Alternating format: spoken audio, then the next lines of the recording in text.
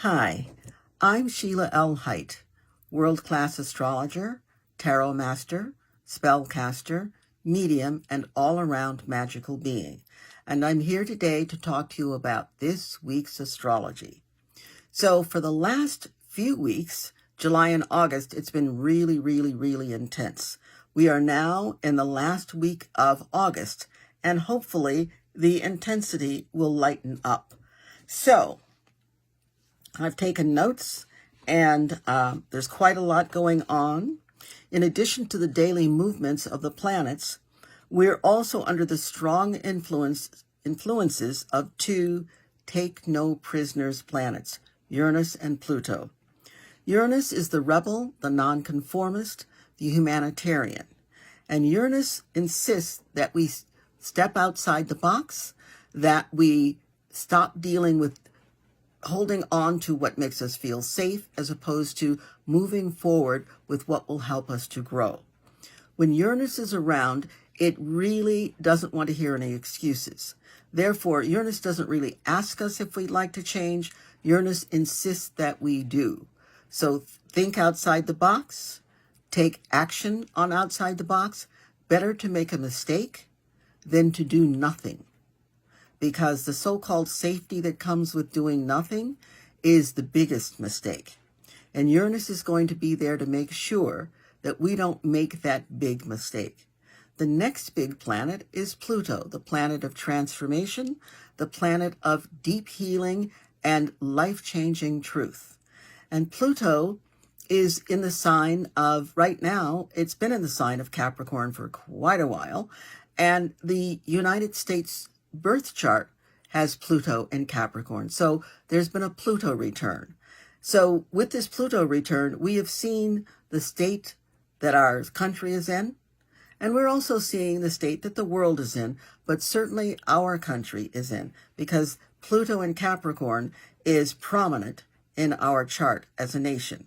So when Pluto comes around, Pluto says, I want to bring everything out, and we're going to examine it, and everything that is right, that was right, we're going to reward, but everything that you have glossed over, buried, tried to deny, we're going to have to bring that up, and that's going to have to be dealt with. Most of the time when Pluto shows up in anybody's chart, when Pluto shows up again, because we all have it in our charts, but when it really makes a big statement in your personal chart, just as it's making in our nation's personal chart, we have to get to it.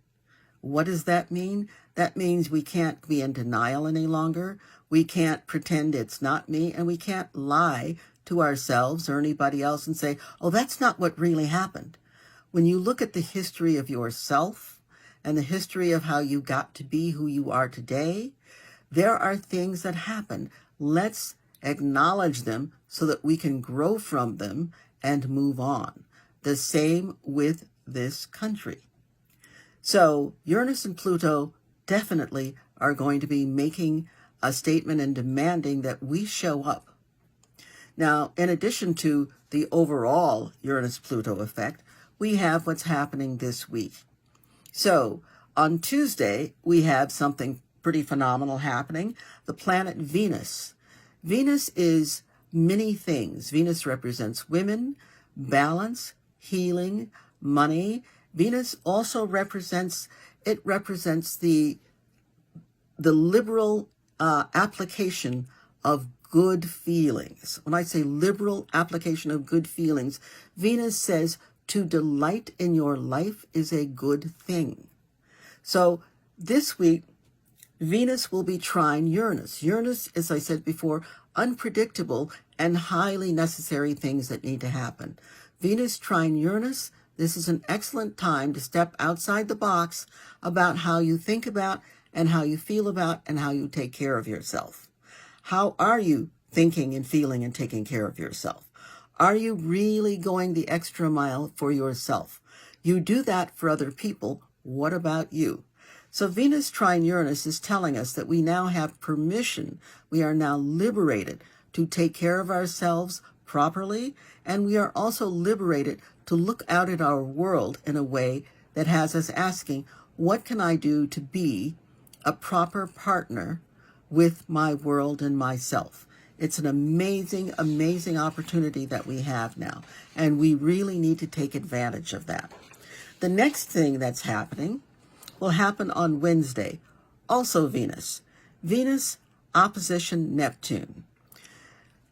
Venus, Neptune, opposition. And opposition is not necessarily a negative thing. It means that one planet is directly facing another planet. This is an opportunity for face-to-face communication. So Venus, again, values, especially self-value, diplomacy, balance, healing, money. Venus, opposition Neptune, is telling us now is a great time if you feel like being creative, because Neptune is a great planet for creativity. It's a great planet for spirituality. It is not great for planning your life, however, or anything else that you want to have a great foundation and a fabulous structure. But it is good for inspiring you. So Venus comes in, and it's stating with Neptune, even though it's an opposition, it's saying to Neptune, okay, this is how I see things. And Neptune is saying, well, this is how I see things. And what I would urge you to do is write those things down. Because great for inspiration, great for creativity. Just don't plan to run away to Vegas and marry somebody, because those will not last. Those are Neptunian relationships with a spice of Venus. What you want is a Neptunian relationship with Venus that lasts. That means write something. Write a romance novel. Write something. Write a science fiction novel. That means create something. Paint, sculpt, sew. Do something creative that let your soul speak. Neptune is your soul. Venus is so related to your soul. Allow them to speak. You'll have a lot more fun, and you won't have to clean up a mess. The other thing that happens Wednesday, something we've all been waiting 24 days for, by the time it happens, the planet Mercury, the planet of communication and plans, will finally go direct from its retrograde position now. For me, it's been one of the most gnarly Mercury retrogrades in a long, long time. And I'm hearing from other people, they're going through the same thing. So, Mercury will go direct on Wednesday at 5:14 p.m. Eastern Time, and we will be out of jail. We have to take it easy the first couple of weeks after that retrograde goes direct, but at least we'll be moving forward. And when it goes direct, all the things that were in your way, all the things that you couldn't get done, they start being made possible. So allow yourself to move forward, slowly but surely, from Wednesday on, and be really grateful that you're not back in a retrograde. Retrogrades are great because they allow us the re-energy, research, retreat, re-examine, rethink. Good. But sometimes enough is enough. We can still do all of those re-things without Mercury retrograde pushing us and pushing us and pushing us. The next day, Thursday, the planet Venus again enters its own sign, Libra. Venus rules two signs, Taurus and Libra. And this time, on Thursday, it's going to enter Libra. Venus entering Libra is a great thing because balance, that's what Venus rules. Entering the sign of balance, Libra, means it'll ultra balance. So you've got permission to be creative, permission to be balanced, permission to love and acquire as you admire beauty. Venus rules beauty, and so does Libra. Libra rules relationships, not just personal or romantic relationships. Venus rules all relationships, including relationships with yourself, your creativity, your projects, your pets. So let's get busy. Venus entering Libra. How do you want the beauty of your life to show up? because Venus also rules self-value. How do you value yourself? What kind of a partner are you to yourself?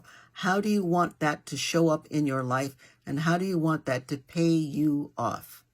So on that note, I say to you, thank you. Have a great week. Remember, Mercury goes direct on Wednesday. Venus is very prominent this week. Have a good time. Treat yourself well. Lots of love, lots of joy. Bye.